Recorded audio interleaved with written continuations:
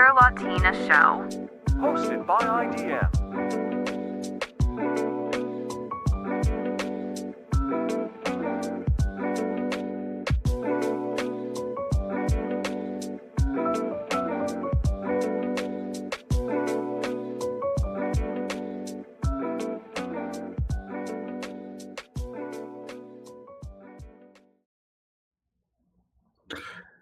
And we are not live. We are once again recording it, so we'll be speaking to you from the past. Nina, how are you doing today? I'm doing as I'm usually doing. I'm very caffeinated. I'm very sleep deprived, which means I'm ready to go, but I might crash in the middle of the episode. So, just a fair warning. Welcome, guys. Welcome to another fun filled installment of the Winter Latina show where we talk about difficult subjects like war and geopolitics with a little bit of humor.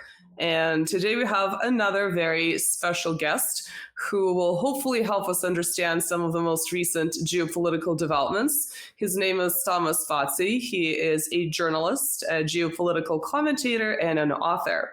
He runs his own website, which is hisname.com, which of course will link to the video description. He's featured in other publications such as Compact and Unheard. For example, he writes very detailed articles with really interesting analyses on politics of country like Germany, for example. And these articles help us understand the broader framework of EU geopolitics and ultimately global geopolitics today. He also recently published a book called The COVID Consensus. Hopefully he'll tell us a little bit about it. I'm not sure the extent to which this topic is still censored of YouTube. We might have to be a little bit careful. But books like this are very relevant to understanding more explicitly political content and subjects that we cover on this channel and, of course, on our respective social medias. So, Marcelo, let's bring Thomas on and he'll tell us a little bit more about himself. Of course, without further ado, here we have Mr. Thomas Fazi. How are you doing, guys. Thomas? Hi. Thanks for having me, and thanks for the generous introduction. Yeah.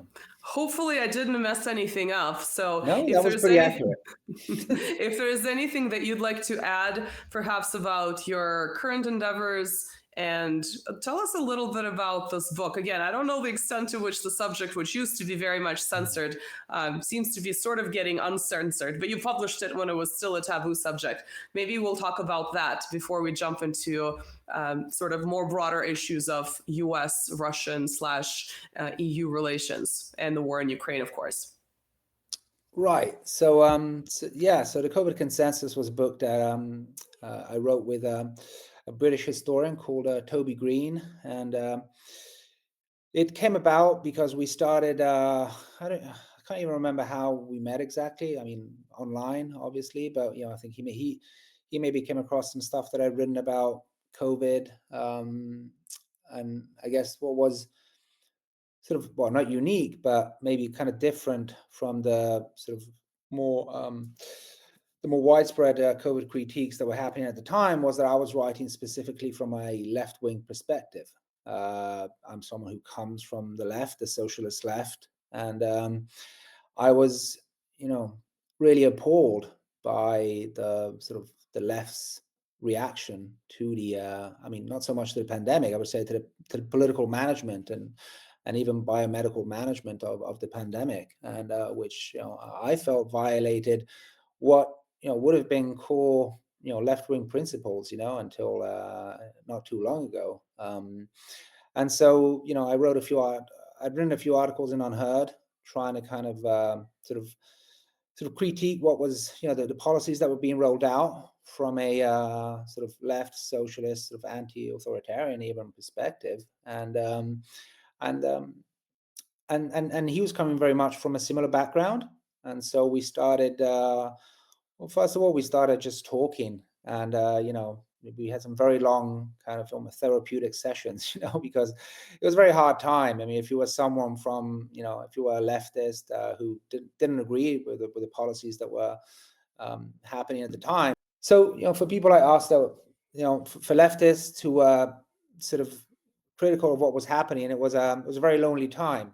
I mean, my circle of left-wing friends had already seriously diminished over the years because for a long time I've been taking positions that have been at odds with the mainstream left. For example, I've always been very critical of the European Union, which a lot of the left, I think, were very deluded about, and so I'd already sort of found myself estranged from sort of the broader left family. Specifically, I mean, mostly, as far as the European Union was concerned, but on other issues as well. And of course, the pandemic just turbocharged that because, as we know, most people on the left just completely embraced the policies, and in fact, were often arguing for even harsher policies. And so it was just good to find someone who was coming from my same background and had my same sort of feelings about what was happening. And so that's where the idea to write a book about it all came about. And I think it really came from a sort of an almost sort of physical need to get this out. And it was very similar for the both of us. It wasn't, we didn't expect the book to have such a huge impact, especially because we all remember how hard it was to get any alternative views about the pandemic across at the time. So we really weren't expecting much. I mean, it was just more, it was really something we had to do for ourselves. I mean, just sort of, for the historical record, just so in the future, at least people would know that sort of not everyone, on the left, went along with these policies. And there were people on the left that criticized them, from what we would consider a principal kind of, left, in my case, socialist, in Toby's case, maybe more libertarian stance. So we kind of also brought, into the book, I think, sort of two different strands of left-wing thought. And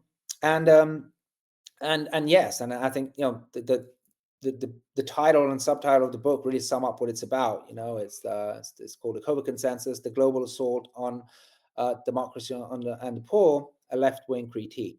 And yeah, it was just sort of our attempt to analyze sort of what was happening while it was happening to a large degree. But I think I think a lot of the analysis sort of holds even a few years now after the end of the pandemic. And I think it's really important.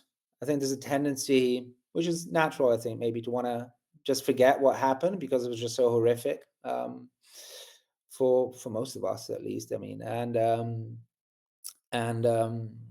but I think a lot of what we're witnessing now, in terms of just sort of social engineering policies, and I think the ground was really laid during the pandemic.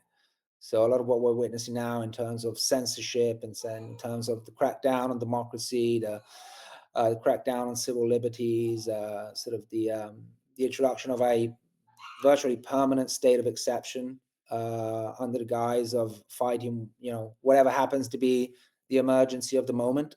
And I think it's interesting in that respect how we basically sort of moved on seamlessly from one crisis, i.e. the pandemic, to another crisis, the Ukraine war. I mean, literally, I mean, really seamlessly. I mean, if you look at the timeline, it's really quite impressive. They, as soon as they started announcing that basically the emergency was over, a new emergency happened in the form of Russia's invasion of Ukraine, and we saw, I think, a lot of the similar tactics deployed in terms of sort of managing that crisis and even exploiting that crisis to further certain political aims. I think there are a lot of similarities, in terms of censorship, and so in terms of just trying to impose a single narrative, a single voice, and in terms of sort of the harmonization of the narrative in the media, and so on. So I think it's I think that wasn't just something that began and ended. I mean, I think that began a transformation in the way Western societies work, and which we're still living with today. And so, yeah, and so yeah. So I think it was something that we felt we had to write, and I find myself going back to it, and just to find a lot of analogies with what's happening now, really. Yeah, I think the cathartic aspect definitely makes sense to our listeners and me specifically. I have two questions. One is a clarification question. When you refer to yourself as a leftist and a socialist, are you talking about that more in a classical sense in terms of the labor left, or do you mean sort of the newer left that seems to be more focused on culture and less interested in class type topics? No, I would definitely consider myself sort of within the strand of the sort of the old school class-based left. So I would very much come from that older tradition, what you could call the labor left, or the socialist, or even communist left. I mean, sort of we're talking about very much the same thing. I mean, often the labels change depending on the country and what happened to be the kind of prevailing tendency in that country, especially in Europe. But yes, no, I mean, I think that that old left is something that's very different from what the left has morphed into over the past few decades. This where it's virtually abandoned the class terrain to embrace sort of completely different forms of struggle. Very much kind of individual based struggles, identitarian based struggles, and a lot of this, I think, is in many respects not just sort of a different approach from the old one. I would say in many respects, it's a diametrically opposed approach to dealing with sort of our society's problems, because again, that was it's it's the opposite of a class-based approach. I mean, you're creating completely different sort of fissures and fractures and divisions in society, which often go against a sort of a class-based vision, which tends to sort of transcend sort of identitarian differences. And instead, we see this new left trying to heighten these differences at the expense of a more kind of a broader class-based perspective. So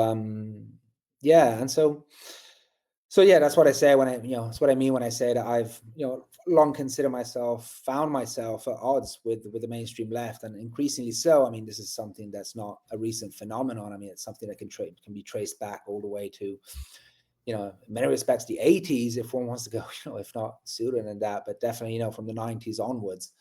And so this has been a long process, and so what we're witnessing now is simply kind of the final chapter of this transformation, really. And I think the consequences are before us, and that's and part of that is the sort of the complete disappearance of if not um, yeah, I mean, if not almost complete disappearance of the kind of the old left approach to analyzing sort of Yeah, it seems like this emphasis on the individual is not really, like you're saying, a value of the classic, classic labor slash class based leftism. It's more of a feature that came from liberalism. So that focus on liberalism as a historical subject, right? On the individual as a historical subject is really not something that's present in the left. So I think that transformation, as you're saying, it's probably something that started happening if we use periodization in the early postmodern period, which would be, as you're saying, the late 80s and the 90s. So I think your type of critique of, the basically the biosocial managing that happened during COVID is definitely something that's been missing. So when you talk about that seamless transition from one crisis to the other, are you suggesting that all these different governments kind of initially took that opportunity and then used it to their benefit? Or do you think there's something more sinister, if we were to put on our tinfoil hats in terms of the way that this particular crisis, the so-called health crisis, was then used to maintain and sometimes expand certain policies that then were used during the ongoing war in Ukraine? Yeah. I mean, that's obviously the $1 million question, and we probably, we would need, hours just to really, get through it. But I think in very basic terms, I mean, this idea that this was, a largely, um, that this was a response that was dictated by confusion and just not, and really political elites not really knowing what to do and kind of grasping at, at straws. And I think this is refuted by the historical evidence. I mean, I think that, the historical evidence shows that in fact there was an incredibly coherent and cohesive response on the part of most Western governments, if not, virtually all Western governments, with very few exceptions. And I mean, if we look at the kind of the single narrative that imposed itself very early on, which was virtually the same across the board in every country. This idea that we're facing an incredibly dangerous virus that threatens everyone, regardless of age, of pre-existing conditions, which of course we knew already at the time to be false. This idea that there is no there are no therapies that can reduce the harm in any possible way, that can reduce the kind of rate of hospitalizations, for example. That was already known to be false at the time. The idea that there was no other solution but to wait for a vaccine, a miraculous vaccine, and that until then there was no other solution but for countries to implement this completely unprecedented policy of national lockdowns. When you look at how governments basically adopted this narrative in almost identical form across the board, it's really hard to conclude that this just happened. This same narrative happened to emerge organically in very different countries and political contexts. So clearly the governments were taking their cues from somewhere, and we know that I mean, again, if we go back, I mean, it's clear that there were certain institutions that were driving through this narrative very early on. Of course, I mean, the WHO, the World Health Organization, was among these institutions that really played a key role in kind of harmonizing this response, even if this meant adopting policies that went completely against what had been the consensus, even among even within the WHO, on how you deal with pandemics up until basically the end of 2019, when in fact the WHO itself had published sort of a pandemic response plan, which didn't even remotely take into consideration policies like lockdowns and the universal use of masking, and these were all things that in fact were actively discouraged in this document that was published by WHO at the end of 2019. So we see a complete reversal of what had been the prevailing scientific consensus until then, in really the course of weeks. And of course you had very powerful sort of private sort of centers of power, for example, people like Bill Gates and others. They were also pushing through this exact same narrative, and and really pushing it through the media. And so I think when you consider this, I think it's pretty clear, I think, that there was that there were certain sort of institutions and centers of power that were pushing through sort of a certain approach to how to deal with the pandemic, and that this was then kind of adopted there was a blanket adoption of these policies across especially across Western countries. And I think I specify Western countries because we often think of the pandemic as a global phenomenon, and of course in many respects it was, but when we look at the political response, it was very much a specifically Western phenomenon. Almost you could say a sort of a NATO.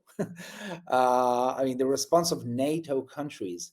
I mean, these were the countries that were that essentially really went all in when it came to the lockdown policies and everything that came after that. In kind of non-Western countries, the adoption was much more much more checkered, much more random. I mean, the West tried to impose these policies on virtually all countries, but it didn't always work. But in NATO stand, we saw sort of with again almost maybe one exception in the form of Sweden, we saw the blanket adoption of virtually the same policies, of course with small variations, but virtually the adoption of the same policies across the board. And so yeah, you have to consider the the idea that this wasn't completely organic, and neither was it just, I mean, I think, and again, I think one doesn't have to go. I mean, this doesn't mean that there was a dark room somewhere where where everything was decided. I think it's important to understand that a lot of the conditions for that response were already in place in many ways.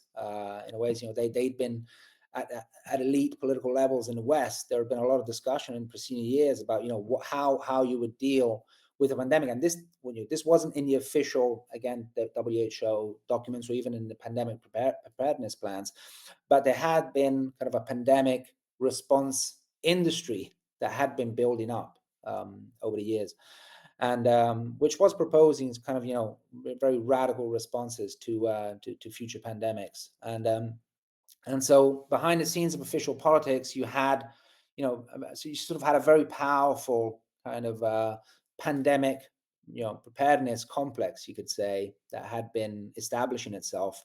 And so I think, it really was already in place. And even if you look at, for example, the media and the level of harmonization across the media, again, the initiatives like the Trusted News Initiative and other initiatives that were specifically aimed at harmonizing sort of the narrative across Western countries, across the media of Western countries, these were already in place, and to some degree had already been sort of implemented, for example, as a response to the first Trump administration and other events. And so so I think, yeah, and also, the growing power of the kind of the biopharmaceutical complex. Again, this is something that was already in place. These people didn't just pop out of nowhere. The big pharma companies were already among the most capitalized companies in Western capitalism, especially in American capitalism, before the pandemic. And so you can see that a lot of the pieces were already in place for sort of these different interests to converge, once the right conditions emerged in the form of this virus. And this is without even going into the whole debate about the origins of the virus. Again, we have to stay here all night. But let's just say that there are a lot of parts of this story that just don't fit with the sort of the idea of a completely sort of unexpected event, which caught everyone off guard, which resulted in governments just trying to do their best, and maybe doing some mistakes, but they were still just trying to deal with a completely unprecedented situation. I think this is a very naive reading of what happened. I think there's a much bigger story at play there, and one which, in fact, we haven't fully written, because we still don't know a lot of elements of the story. I mean, beginning. And again, here I am getting into it, but I mean, we still don't know really, where this virus truly came from, and how it, and how, where it comes from, how it was created, whether it was, humanly engineered or not, and where, and how it, ended up in the, among the general population. I mean, these are all questions that don't have an official answer yet, and I think, that tells you everything you need to know about how little we really know about this completely, really, history changing event. So it seems like the narrative management that was perfected, perhaps, within a system that was already set in place during the deadly virus, as we can call it that here. Were then implemented for the war in Ukraine, because up until recently, every single big media, so legacy media source in the West, politicians, and even social media would use the verbatim statement about Russia's full-scale, unprovoked invasion of Ukraine. It's always those words. It doesn't matter if it's some troll on social media that is basically disseminating these NATO narratives, or a well-known politician, or Reuters, or AP, or any of these sources. They would always insert that particular line to, obviously implant that in a in your subconscious. So when you're thinking about it, you're going to have a particular perception, regardless of what news comes out about the subject, that may or may not challenge that particular perception.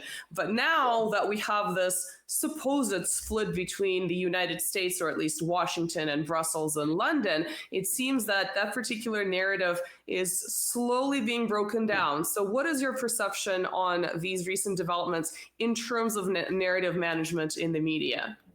Yeah, so it's it's been an interesting few weeks. You can say that, because it's been just hilarious seeing now the most powerful and important political figure in the West say what we have been saying for the past 3 years, and what we have been censored for saying for the past 3 years, or ridiculed, or attacked for, or been called, Putin stooges, simply for, just saying the truth about, the origins of this war, i.e., the fact that it was, clearly provoked by NATO. I would add, deliberately provoked by NATO.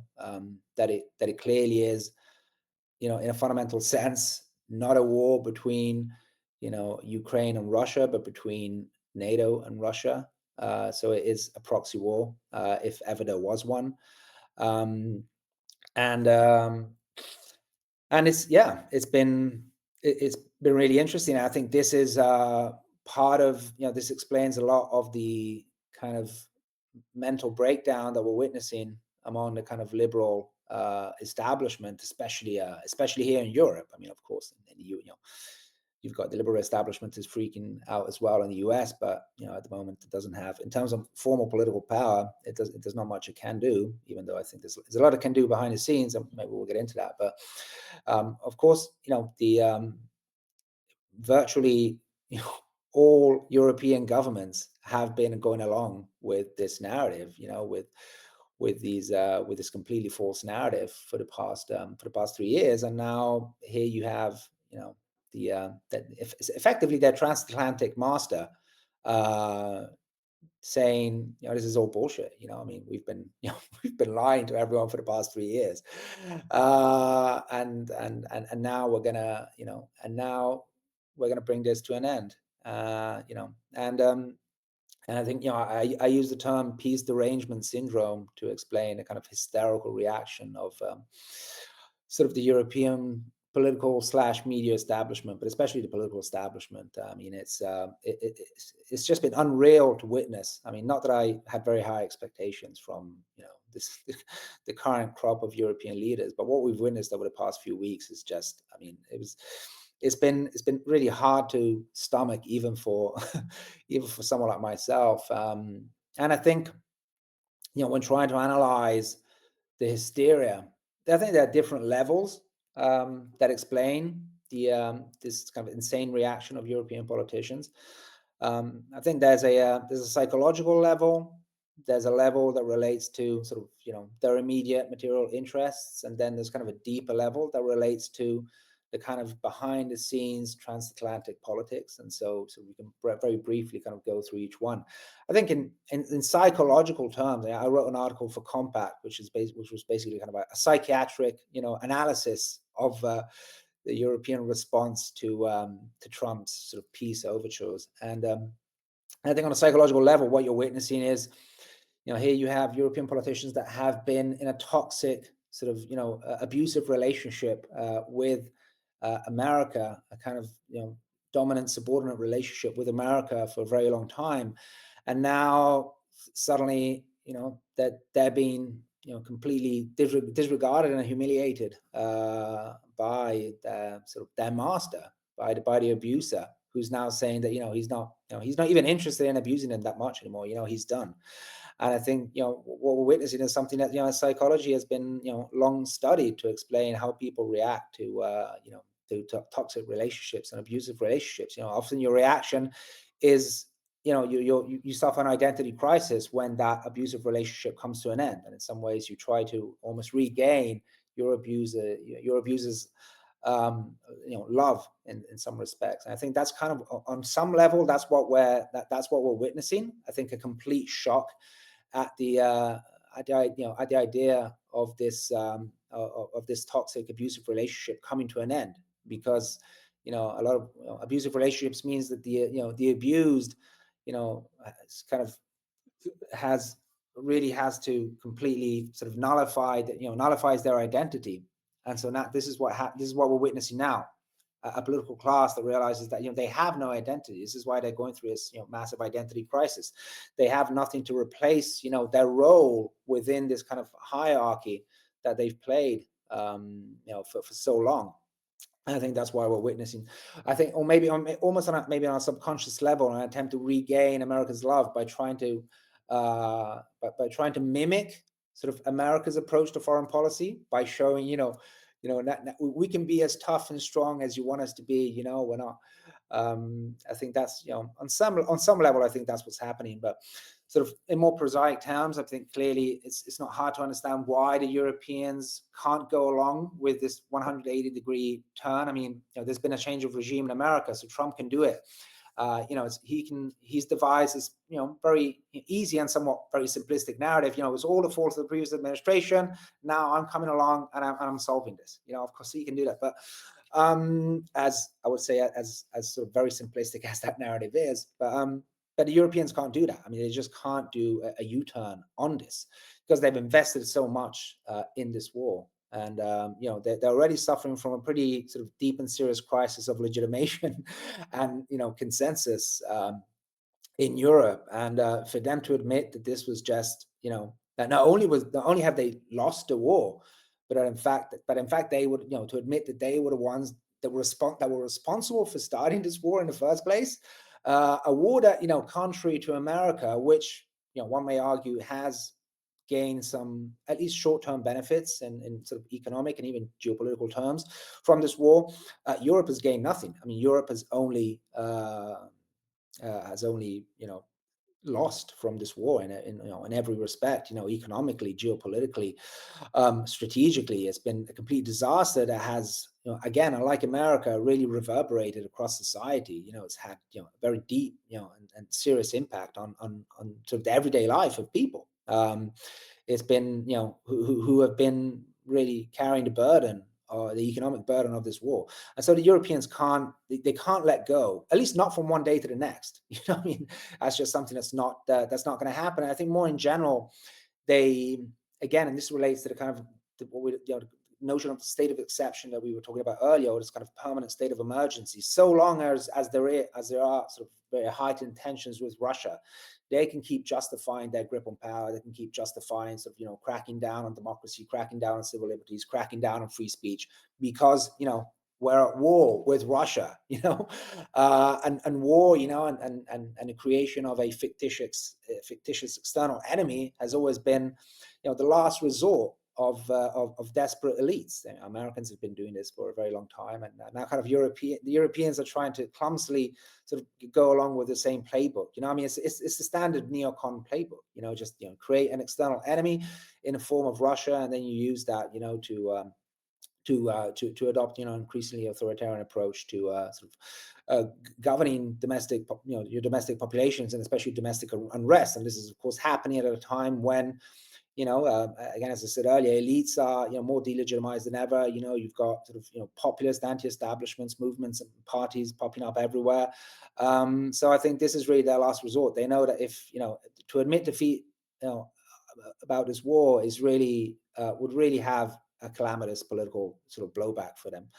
And I think, and then lastly, I think we also have to consider the possibility that the Europeans aren't acting alone, but are in fact acting in coordination with sort of factions, I would say the liberal globalist factions of the US deep state, which are still very much, sort of entrenched. I mean, it's not like, again, the American power system is a very complex one. And it's not something that, Trump's, trying, taking a sledgehammer in many respects, to the current power system, to the existing power system at least. But that takes a long time. So we have to assume that a lot of the the entrenched power structures that were in place, until 2 months ago are still clearly in place. And I think these are very powerful factions within American society. And I think we have to consider the possibility that they are sort of acting in coordination with the Europeans and even pressuring the Europeans in a way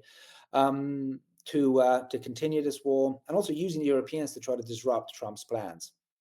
And and that includes, of course, the Democratic establishment, because I mean, I would consider the current sort of European leadership sort of almost a subsidiary of the U.S. deep state. Many of these politicians in Europe were essentially, cultivated in vitro, by the U.S. deep state, and I think that also explains why they're adopting policies that are completely irrational from kind of the perspective of Europe's objective, core economic security and strategic interests, because on some level they're globalists, and so of course they're not beholden to any notion of national interest. But I think more in general, we have to consider that they may actually be playing for the other side, or for a faction of the other side. And I think that's this is something that my next piece in Unheard will be about this. And I think that's a fact that I think that we have to take into consideration. So to some degree, what we're witnessing, I mean, this simplistic narrative of sort of Europe versus the US, I mean, it's complete bullshit. I mean, this is more of what we're witnessing is kind of an epiphenomenon of a sort of a struggle, I would say, within the US establishment itself and the transatlantic establishment more in general. But of course, the US has always been the core of that sort of transatlantic elite. And a lot of those power systems are still in power. All the think tanks that influence European politicians, all the Atlanticist think tanks, I mean, they're still out there, pumping out propaganda. The English language media is still out there pumping out propaganda. And then you've got all the, very deep linkages, operating kind of at the stay behind level of Western security and intelligence agencies. These networks are all still in place. I mean, they don't just disappear because, there's been an election in the US. And so I think these are the three main factors, I think, to try to kind of explain what's going on in Europe. But I think the most paradoxical aspect is that at the end of the day, I think they'll end up going along exactly with what, to some degree, both factions want. I think what we'll end up with in the short term is, America disengages from Ukraine, and the Europeans pick up the slack for a while, even maybe continuing the proxy war for a while remaining in a Cold War standoff with Russia. I think that's an outcome that's agreeable both to the deep state faction, because it keeps the pressure on Russia, but it's also agreeable to the Trumpian faction, which gets to disengage from Ukraine, while continuing to reap the benefits of a Europe that will remain more sort of geopolitically and economically dependent from the US than ever, precisely because it has no intention of reestablishing kind of relations with Russia. So the paradox is that at the end of the day, I think they'll settle for a solution that is actually quite in line with what Trump expects from them. And this, of course, includes, the massive rearmament of Europe, much to the benefit of the US military-industrial complex. So I think it's very much a charade, I think. It's super interesting that you mentioned this abusive relationship, because just in the last few weeks, I had a couple of shows in my channel where I talk about this, and even with other people. And there's been a perception that the abuser was, but that concerning NATO, that the abuser was actually Europe, and not the other way around. So what I came to realize is that there is actually a bilateral abusive relation. It's not as simple as just one abuser and one abused. It's depending on the perspective, it can be one or the other. So I even had a show yesterday where I was where I called batting with the other what bottoms. I cannot say the A word. Which basically it looks to me that as you just mentioned now, it's amazing that the United States needs to disengage, and this is clear, water clear. The United States needs to disengage from Ukraine and have its own stuff, but there's not one Europe to disengage from Ukraine. And actually looks more like, the British plans, like the old times British plans. That is, it's actually pushing Europe. Like we had this article from the Telegraph yesterday saying that, well, it would be super fun if Germany built up its army again and protect Europe. That's a great idea, and that also brings, what I mean. This brings ghosts back to life. It keeps people exactly like your reaction. Yeah, that's perfect idea. And at the same time, why not?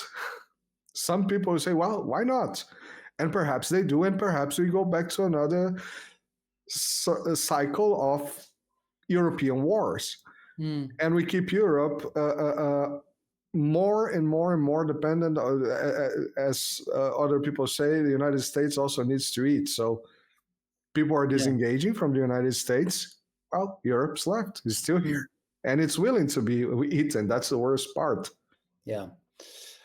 Well, I mean, look, I think it's important to understand that in many respects, what we consider the West in political terms, sort of, the collective West, it's a very recent invention. I mean, it's basically a post-World War II creation. Before that, there was no such thing as a, political West. So it's very much, I mean, it's really a euphemism for the sort of post-World War II U.S. empire, really. I mean, that's really all there is to it. And so, as the post-World War II global architecture starts to unravel, I think it's only natural that this relationship, which was very much artificial in many respects, because yes, of course, I mean there are cultural commonalities of between Europe and America, and there's a certain degree of shared heritage, but there are also a lot of differences, of course.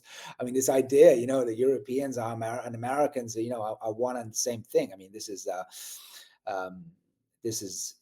just completely complete bullshit. I think this idea that Europe and America have a sort of a shared destiny and will have until the end of time is really been very much an illusion, and especially a European delusion, I would say, which is really bought in. I mean, Europeans have really bought into this idea of the West as a community of values.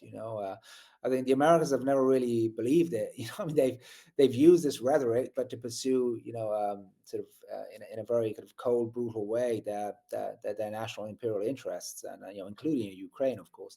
But a lot of Europeans have a very sort of naive idea of this kind of this Western alliance of values, which actually never really existed. I mean, it was just this was the PR, for the US global empire, and was used to mask the fact that, in fact, every other member of this so-called Western club is in fact a colonial outpost of the US, and this is so this is still very much true today. And so, but it'll be interesting to see how this plays out. And so of course, in a very fundamental sense,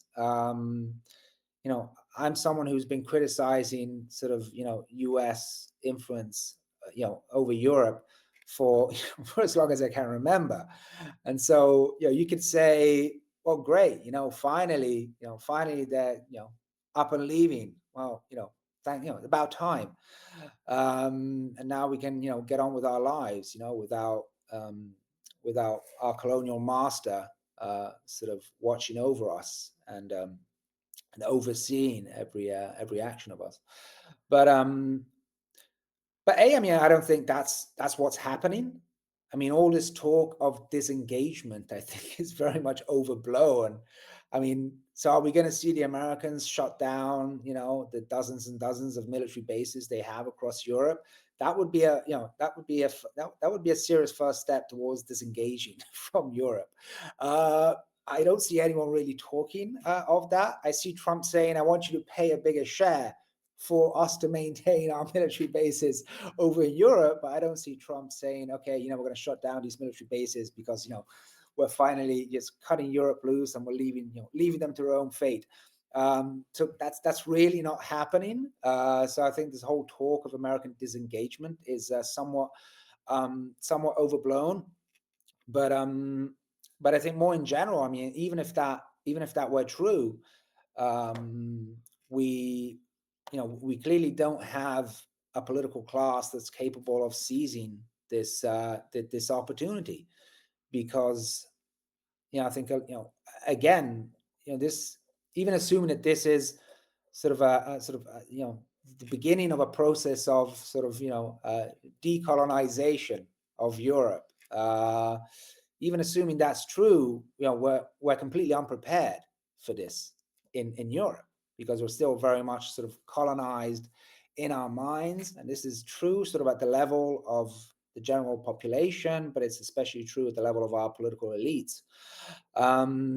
So of course, so potentially this could be, of course, a huge opportunity, but for Europe to finally define its role in the world, or whatever, but of course I think it's telling that now Europe is talking of disengaging itself also from America, and is now we've got again all this talk of the need for greater European autonomy, etc., etc. But in fact, the Europeans are talking about becoming more autonomous in order to continue pursuing the same policy that the Americans sort of pushed them into pursuing against their own interests, especially when it comes to sort of breaking relations with Russia. And so it's kind of surreal, I mean, they've gone along with US policy, for years now, even at the expense of the sort of Europe's basic economic interests. And now that America, now that for once America seems to be willing to do something good for once, at least in terms of, as far as Europe is concerned, i.e. bring this war to an end. Now you see them stumping their feet, and taking this grand stand to actually, no, we're going to continue with these policies that have been so destructive for Europe. And so really it's a charade of autonomy. And of course, I mean, this is, I guess this is a trauma we'll have to go through. I mean, so in a way, this is I guess this is part of the mental decolonization, I think, of Europe. So if it brings us one step further, sort of to people realizing that this kind of the Western alliance was always an illusion, really, then we might be able to see a silver lining in all this. But in the short term, there's I don't see that that this is going to benefit Europe in any possible way. I mean, the short-term reaction is going to be increasingly insane and increasingly unhinged, because of all these various factors that are sort of that are playing out at the same time on a sort of political, psychological, and deeper sort of transatlantic level.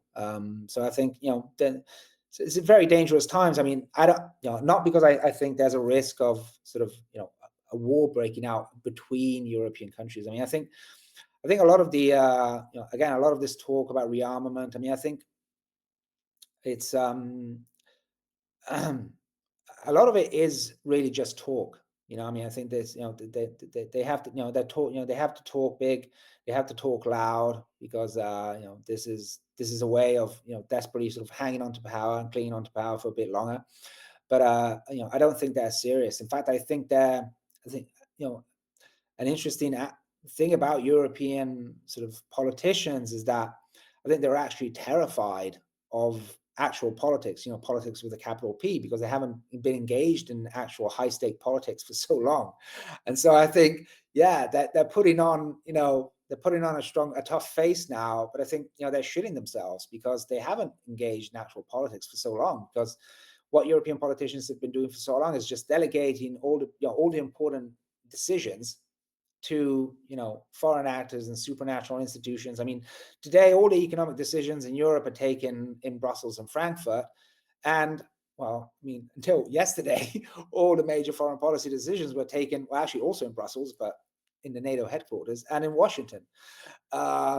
So and so I think this is a lot of this is just it is really just talk. I mean, I think they're really just kind of winging it, and just I mean, it's day to day for them. It's day to day survival. I don't think there's any real long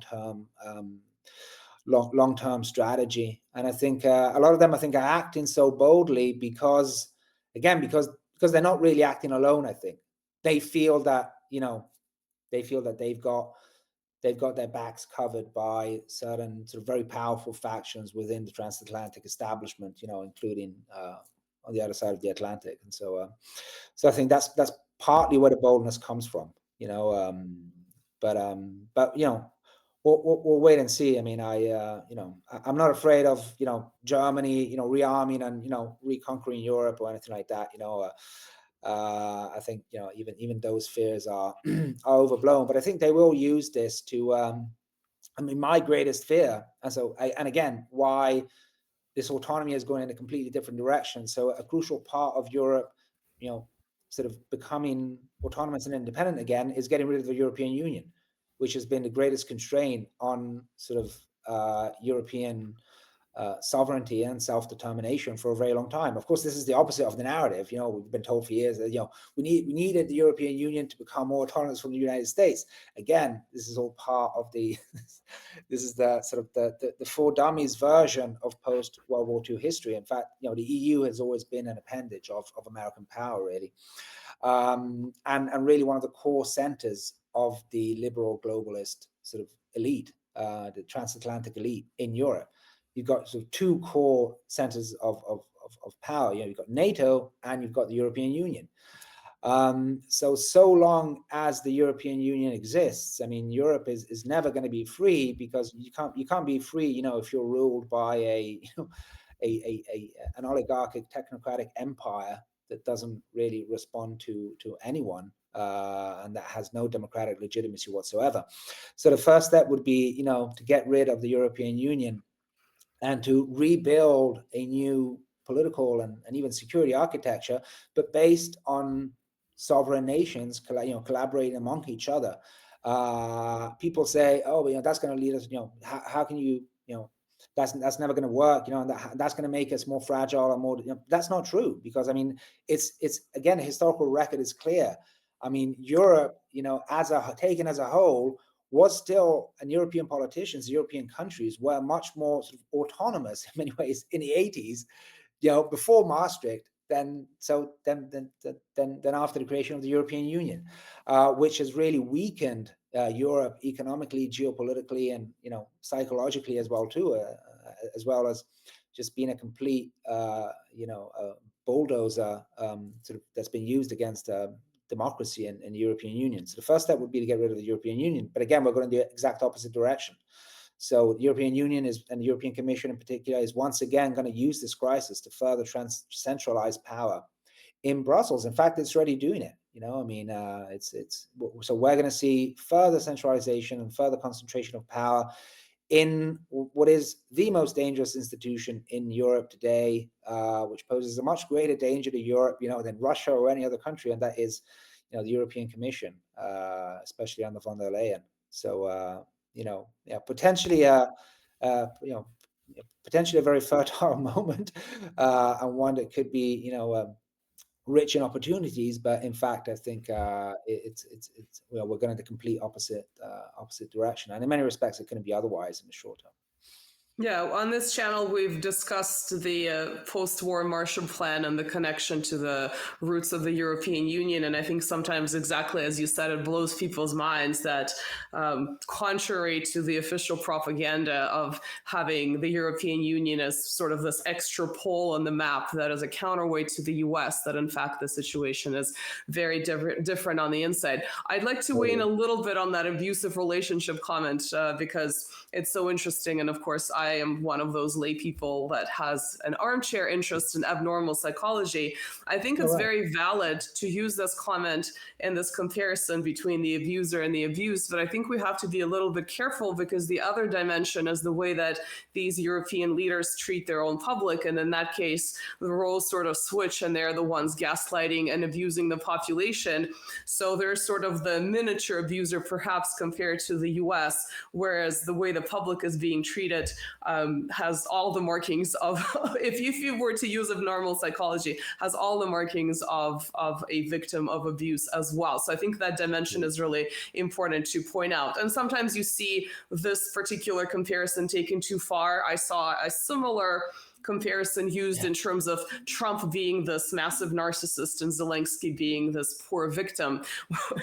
Although, him being an actor, I think that sort of by definition means that he has some narcissistic traits, without even looking at the way that he treats his own population through mobilization and so on and so forth. So yeah, I think we have to be a little bit careful in this regard, because there's this other dimension. Okay, so thinking about this, I read your article that's called "The Pro-War Party Has Won for Now," which was, I recommend for everyone who's tuning in right now to go and check it out, because I think one of the important features of that article is the question of responsibility. You frame that article along the lines of the Zelensky-Trump spat in the Oval Office, which has been well publicized, but you talk about the question of responsibility, where the way that the current American foreign policy, or perceived foreign policy coming from the Trump administration, is operating, is to basically blame everything on the past administration.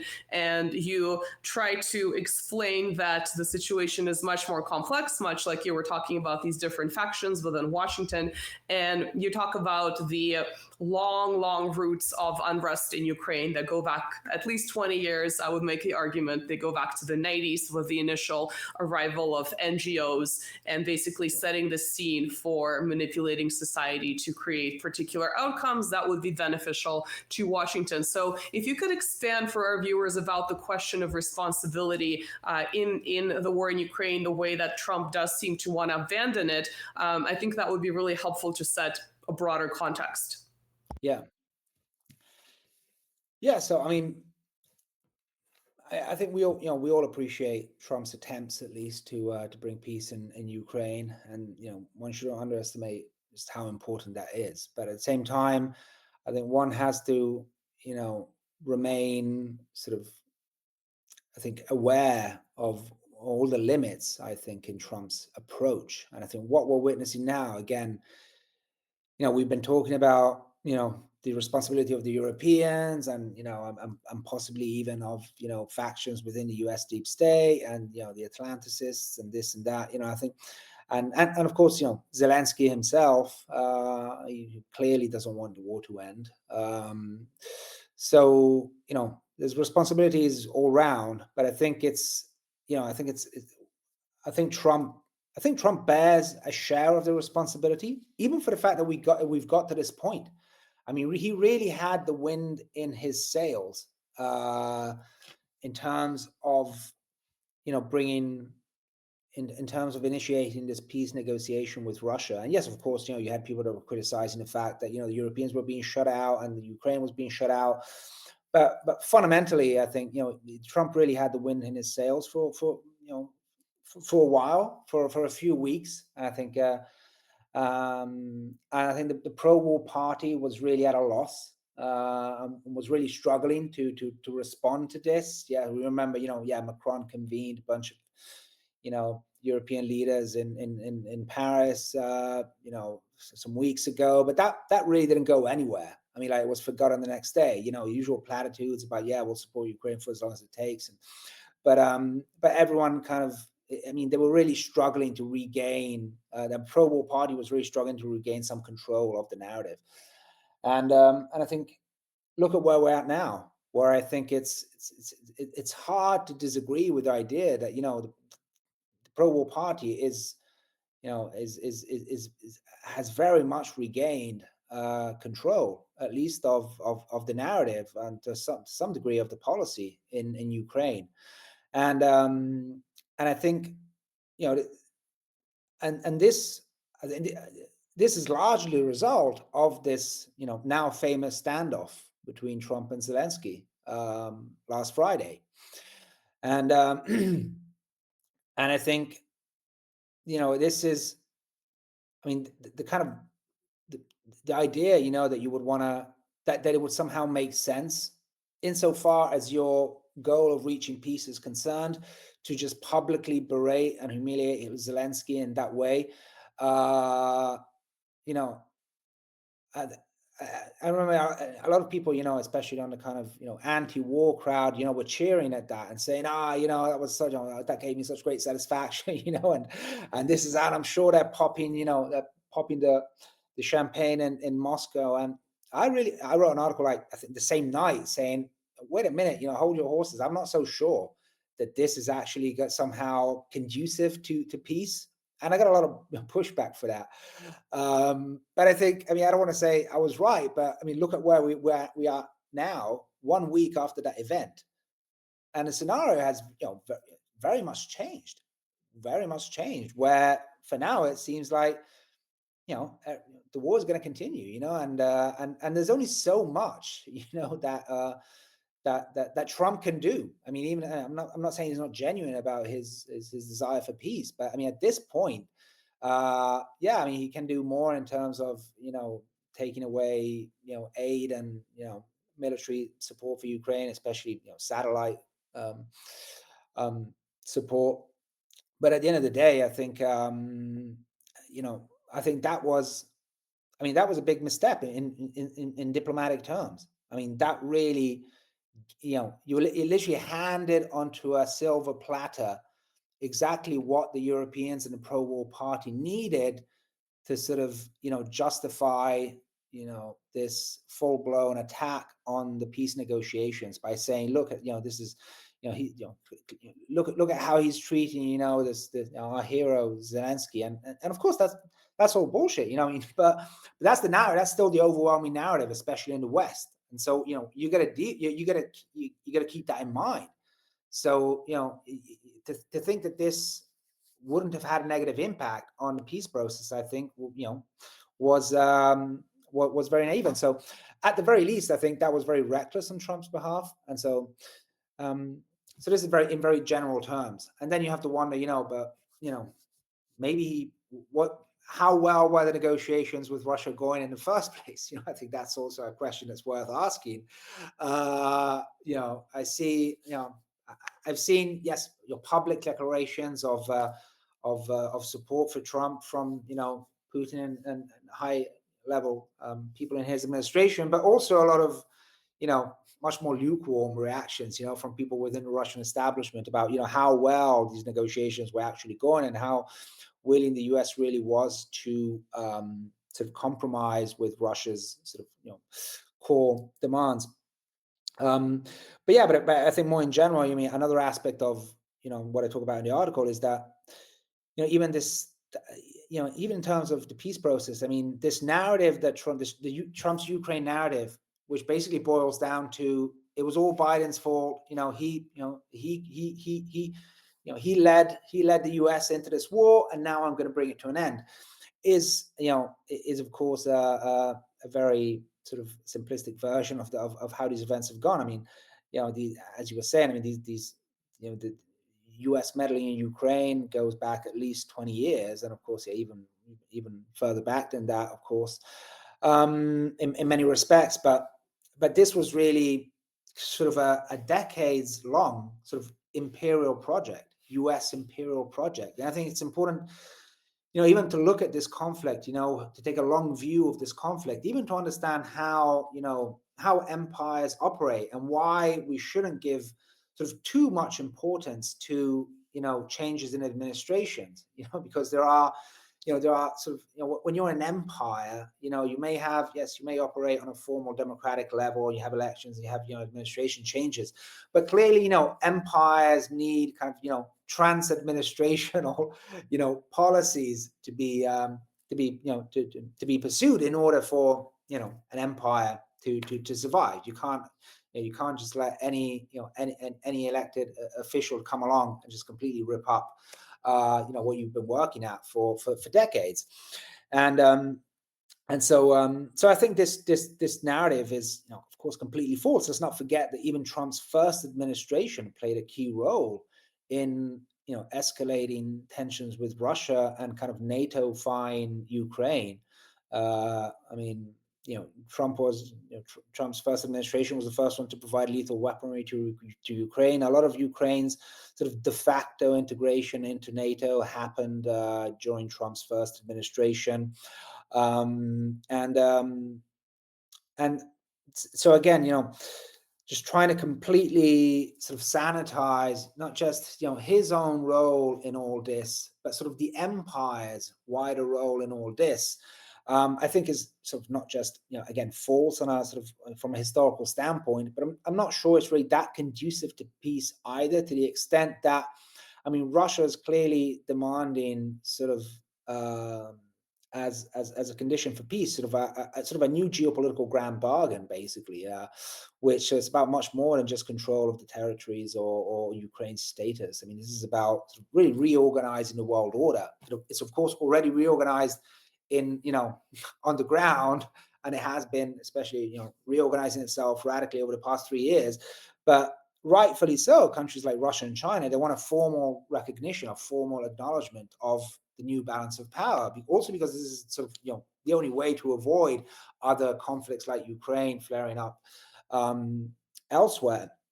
And in this respect, I think I'm not sure how helpful it is for Trump to just blame everything on the previous administration rather than taking responsibility for as a nation, as a country, as a declining empire, for what happened in Ukraine. I think that would be a much braver admission. Not saying it was all Biden's fault, but it was us. It was the American empire. We are responsible for this, just like we're responsible for catastrophes and destructive wars all across the world. And so this is really a kind of change of paradigm that I don't see this administration ready to do. And maybe it's also expecting too much from Trump. I understand that it's hard for an empire to do this kind of self-critical and self-reflective thinking, but to a large degree, it's kind of what is needed if we want to survive this global transition, without really without complete catastrophe. And so this is still a very dangerous situation. So I think a lot of Trump's instincts are positive. He's got a kind of a basic realist understanding of politics, and that's positive. So at least he's abandoning the kind of falsely value-driven approach of the Biden administration, a kind of liberal internationalist or liberal globalist approach to international politics. But still, that's not enough. This is an important first step in sort of favoring this transition, but in itself is not enough. So I think when I focus on the history of Ukraine, and it's more than just wanting to put the historical record straight. I really think that we need a much deeper reckoning at the level of the US and at the level of the West more in general, if we want to get through this very dangerous moment. But it's not. I think all the dangers are still there. I think it's I think it definitely would have been worse under Biden. But again, if you look at it in sort of imperial terms, again, maybe we shouldn't overestimate. That the decision to wind down the war in Ukraine is entirely down to Trump. If you see this, as a conflict that as something that started 20 years ago and that has reached its apex and resulted really in a defeat for NATO, a defeat for the West, then it would make sense, that the empire would have to wind this down in some way, regardless of who is in power. And so I think maybe, looking back at this, assuming that we managed to bring this war to an end, we'll look back at this and maybe we'll focus less on, the individual administrations and even Trump himself, but we'll see this as the natural arc of an imperial cycle which would have come would maybe have come to an end, regardless of Trump in one way or another. Might have taken longer, but. Yeah, I think the consistency of US foreign policy since the dissolution of the Soviet Union, especially, is really important to note, regardless of the administration. It's sort of like once the system is set in place, it sort of starts replicating itself, regardless of who is, at the helm, at least officially. And I think the other interesting thing, or probably the most obvious thing, is Trump is simply winning short-term populist talking points when he blames something on the other administration, because America is quite partisan, especially these days. It's very split.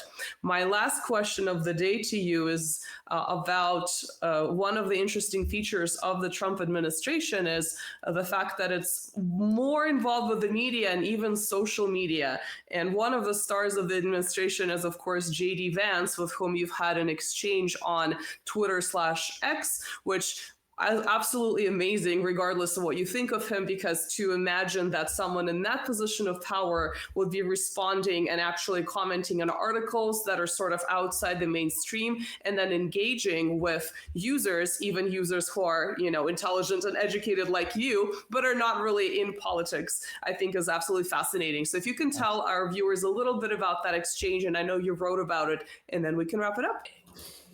Yeah, well, I was, as amazed as you to see Vance's response to my article. So the backstory to that is, so I wrote an article in Unheard, sort of criticizing certain aspects of his speech. I mean, praising some aspects. So I think it's pretty clear to everyone that no one loathes the current crop of European politicians more than I do. And so, of course, I appreciated a lot of what Vance was accusing them of, of being, a bunch of, anti-democratic, petty tyrants, and engaging in censorship and even canceling elections. So, I mean, I couldn't agree more with that part of his criticism. But again, and this kind of relates to my criticism of Trump's sort of Ukraine narrative, I think there was a lot missing from there, and that was the extent to which a lot of these policies were, in fact, transatlantically coordinated. And in many cases, I would say it was the Europeans that were taking a cue from the Americans, not vice versa. So, Vance specifically hones in on the cancellation of the elections in Romania. Absolutely shameful episode, which isn't over, by the way. But again, to sort of place the blame for that primarily on the Europeans, I think is very disingenuous, because I mean, my reading of it is that I think the Americans and the State Department played a much bigger role in that than Brussels. Or at the very least, I mean, the sort of the attack on Georgescu was coordinated transatlantically. I mean, it wasn't just. I mean, so and there's none of that in Vance's speech. And all he does is mention, and of course the same goes for the censorship policies which Vance criticizes. I mean, a lot of those policies were driven by the U.S. itself, and of course, Vance does mention in his speech, he does say yes, and the Biden administration also engaged in censorship. But again, it's this narrative of, it was all the previous administration's fault. And again, he really doesn't sort of expand on the extent to which the Biden administration really was also, driving these, a lot of these policies, or was one of the driving forces behind these policies in Europe. And again, it's not, I don't want to defend, European politicians, but I think, we need, again, we're only going to get out of this, if we really, get the big picture. And so that was the gist of the article, and incredibly, yeah, Vance a couple of days later, responded on X to my article, sort of voicing his disagreement with my analysis, and basically say, I think this, it's kind of an unfair analysis, because I do mention that the Biden administration also did some bad things. And so, I responded to that saying, yes, I realize that. But as I was saying, I mean, this is about, it's not just about what Biden was doing in America. It's about the role that the Biden administration played in also driving these, the same policies in Europe and coordinating with European politicians. But more in general, I think, what I said is that, if we are in this situation, it's also because you have been, because the US has been meddling for so long in European politics. So now to turn around and say, oh, look what, look how shit your politicians are. Yes, of course they're shit, but I mean that's also because you've been breeding politicians like the ones that we have now, not just Hunter Biden, for decades. The US has been meddling in European politics, cultivating politicians that were more that were more beholden to foreign and specifically U.S. interests than they were to their own national interests, while really going out of their way to marginalize, if not worse, i.e., sort of disappear, politicians that were really trying to stand up for Europe's interests, and so. Don't act surprised that now we have this incredibly infantilized political class, because this is, this monster is, also to a large degree, your own creation, and so again, it's like Trump when it comes to Ukraine. I think, it would be helpful, for America to take some responsibility for the complete and utter mess that you're in. And again, I think, in a wider sense, you don't get to, I mean, as a politician, I don't think you get to be absolved completely for, the actions that your country committed, before you were in power. Because this is the kind of advanced Trump narrative that we keep hearing. Oh, what do you want from us? Yeah, we were in the opposition and we were against a lot of these policies, and now, we've only gone into power, so it has nothing to do with us. And this is not how it works, I would say, in absolute terms. Like, if you've, bombed a country, if a country has bombed another country, just because someone else comes to power, that doesn't mean that, this new person in power gets to berate and laugh at, what a mess the other country is in, just because you weren't the one physically, bombing the country. Yes, but it was your country, and you should take some responsibility for that, to use a metaphor, but and even not really so much of a metaphor when it comes to the US. And so I think, yeah, this idea of it's kind of a rewriting of history, but also I think even more concerningly is the fact that the Trump administration is just, in fact, even more openly meddling in European politics. Openly trying to promote parties that they consider sort of more aligned with their political views. Maybe that they've been using Musk to do this to a large degree, but we've seen pretty open statements in favor of certain political parties in Europe. And again, it's not a question whether one thinks that those parties would be better or worse for Europe or not, or for their individual countries or not. I mean, again, it's the wider issue of what's the relationship here. I mean, bottom line is that you're still meddling in European politics. I mean, and maybe that's why you can't acknowledge the wider history of US control and influence in Europe, because in a way you're doing the same. You're simply trying to promote a different a regime change in Europe that is more aligned with kind of the new regime you have in America, but that still leaves Europe kind of a passive receiver of policies that are being decided in Washington. So yeah, so it kind of leaves us exactly where we left off. Yeah, and of course, he may not be in a position to fully address what you want him to address, because that would raise a lot of uncomfortable questions about U.S., imperial status and, basically a neo-colonial entity for a lot of people. So that makes sense. I think it's still very helpful to have someone of that status engaged on social media. Oh, absolutely. And absolutely amazing. Yes. So I'm glad that it was you that he engaged with. Thank you, Thomas. Can you please tell our viewers where they can find you on social media, your website, or any other projects that you're working on? So you can, I mean, I'm ranting on X pretty much every day, like everyone else, and you can find me. My handle's Battle for Europe on X, and then Substack, and I write pretty much regular columns for Unheard and Compact. So, but just by if you follow me on Substack, you'll get pretty much updates on everything I write. So that's probably a good place to start. Thank you so much for coming on. This was a long time in the making, so I'm glad that we were actually able to coordinate. Marcelo, any parting words? Yeah, just remember everybody that all the links will be on the description. Like, share, subscribe, all those things from social media that I don't like to beg, but that's how it works. And I would like to thank again Thomas for coming to our show. This was an amazing conversation. I have so many questions that I'll leave for another opportunity. And thank you everybody for watching it. Nina? Thank you Bye-bye. for tuning Thank you, in. We'll see you in the Thomas. next one. Thank you, Thomas. Bye. Thank you, guys. It's been a pleasure. Bye-bye.